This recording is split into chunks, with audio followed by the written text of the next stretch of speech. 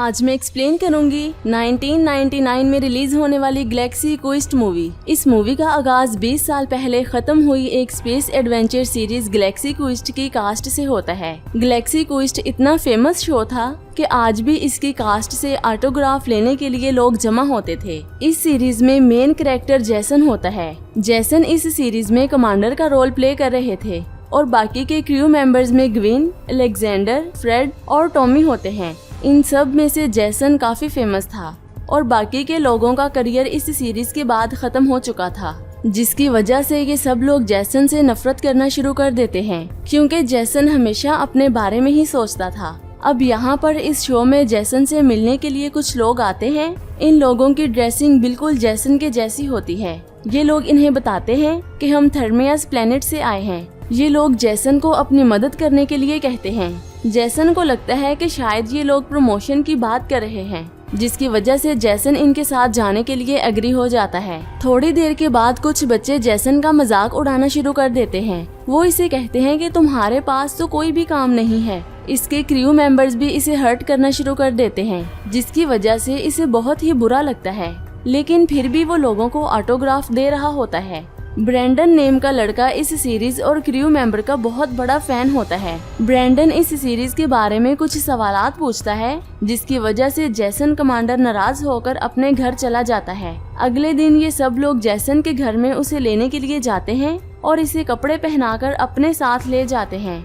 ये लोग दरअसल एलियन होते हैं। इनकी रियल फॉर्म ऑक्टोपस जैसी होती है, लेकिन ये लोग इंसानों के रूप में जैसन को लेने आते हैं। गाड़ी में बैठकर ये लोग कमांडर को अपने बारे में बताना शुरू कर देते हैं। थोड़ी देर के बाद इनकी गाड़ी एक सुनसान जगह पर आकर गायब हो जाती है। कमांडर जैसन को बिल्कुल भी पता नहीं होता कि उसे रियाज स्पेसशिप में ट्रांसपोर्ट कर दिया है। जैसन जब अपने आसपास की चीजों को देखता है तो उसे ऐसा लगता है कि ये सब चीजें उसके सीरियल के सेट की हैं। अब मैथ्रियास उसे बताता है कि हमारा दुश्मन हम पर हमला करने वाला है और हमें आपकी हेल्प की जरूरत है। इसके बाद मैथ्रियास इसे कमांडर की सीट पर लाकर बिठा देता है। इसके सामने स्क्रीन पर एक सेरिज होता है जो एक रियल एलियन है। सेरिज इसे कहता है कि मैंने सुना है कि तुम लोगों के पास उड़ने के लिए ओमेगा 13 सुपर वेपन है। वो वेपन मुझे अभी दे दो, वरना मैं तुम लोगों पर हमला कर दूंगा। ये सुनकर कमांडर सेरिज को मारने के लिए इन लोगों को ऑर्डर देता है। ये सब एलियन कमांडर के ऑर्डर को फॉलो करते हुए सेरिज के ऊपर हमला कर देते हैं और सेरिज को हरा देते हैं। इसके बाद कमांडर को लगता है कि यहाँ पर शूट खत्म हो गया है और वो कमांड सेंटर से बाहर निकलने के बाद एलियंस को कहता है कि अब मुझे अपने घर जाना है। ये एलियन जैसन को कहते हैं, अगर सेरिज ने हमारे ऊपर दोबारा से हमला कर दिया तो हम लोग क्या करेंगे। कमांडर हंसते हुए कहता है कि फिर मुझे दोबारा बुला लेना। ये सुनकर एलियंस इसे इंटरस्टेलर कम्युनिकेशन डिवाइस देते हैं। यही सेम डिवाइस शो में भी यूज हो रही थी। अब ये लोग इसे वापस जमीन पर भेजने के लिए एक कमरे में बंद करते हैं।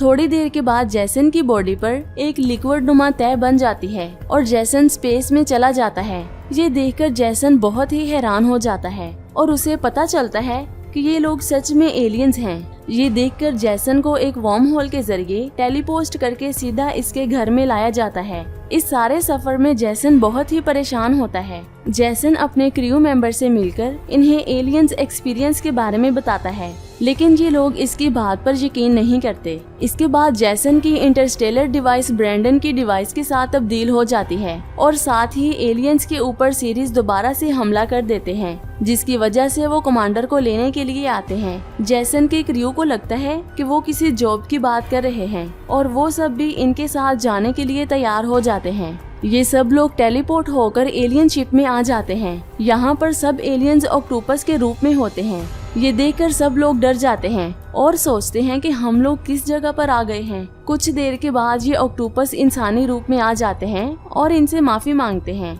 यहाँ पर सब लोग कमांडर से पूछते हैं कि ये सब कुछ क्या हो रहा है और हम सब किस जगह पर आ गए हैं। कमांडर इन्हें बताता है कि हम लोग रियल स्पेस में आ गए हैं और ये सब दूसरे प्लेनेट के लोग हैं। यहाँ पर जैसन बहुत ही खुश होता है, लेकिन उसके क्रू मेंबर बहुत ही कंफ्यूज होते हैं।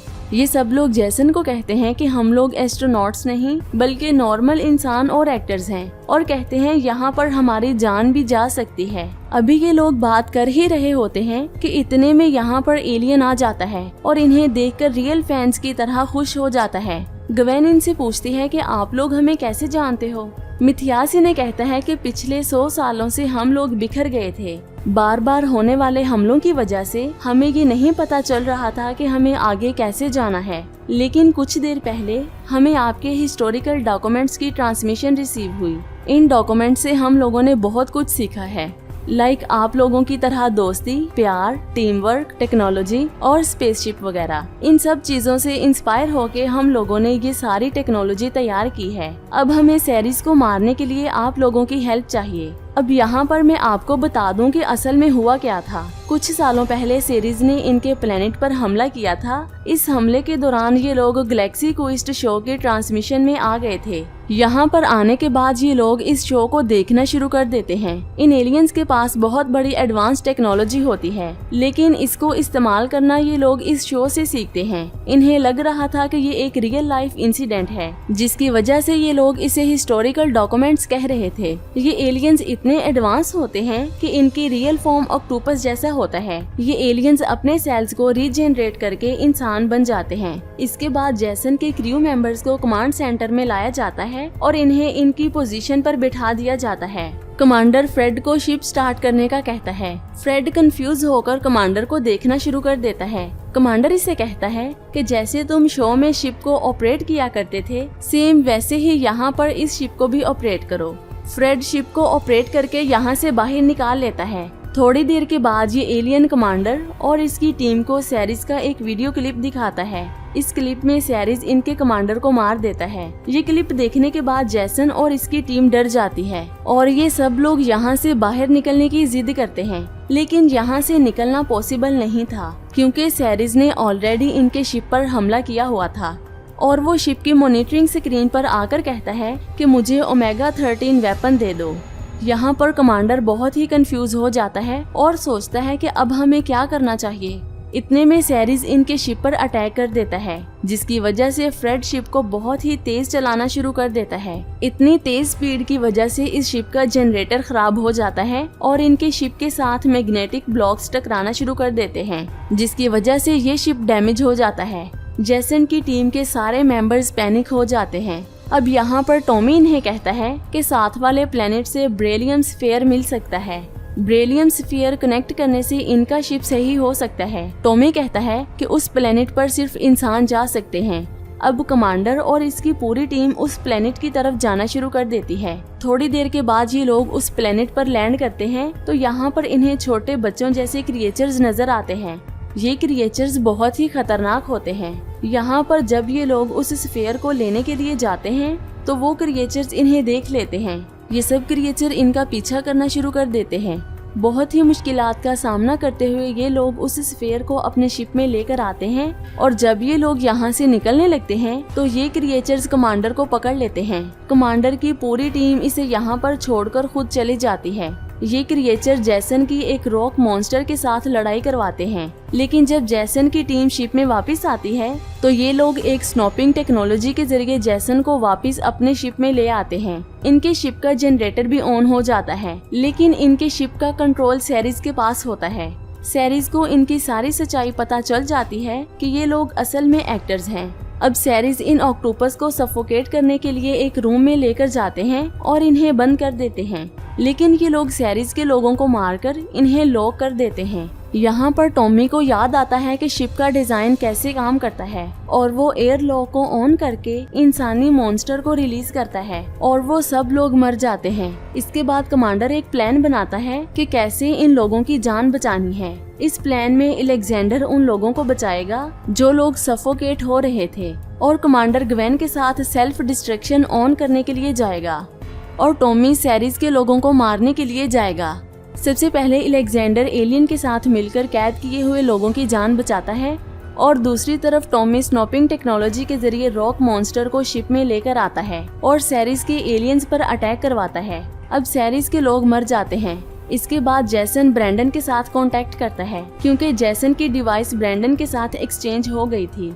ब्रैंडन इस शो का बहुत बड़ा फैन होता है। उसे इस शिप की और इस शो की हर एक चीज के बारे में पता होता है। कमांडर इसे कंट्रोल रूम का रास्ता पूछता है। ब्रैंडन इन्हें नेविगेट करके कंट्रोल रूम में ले जाता है।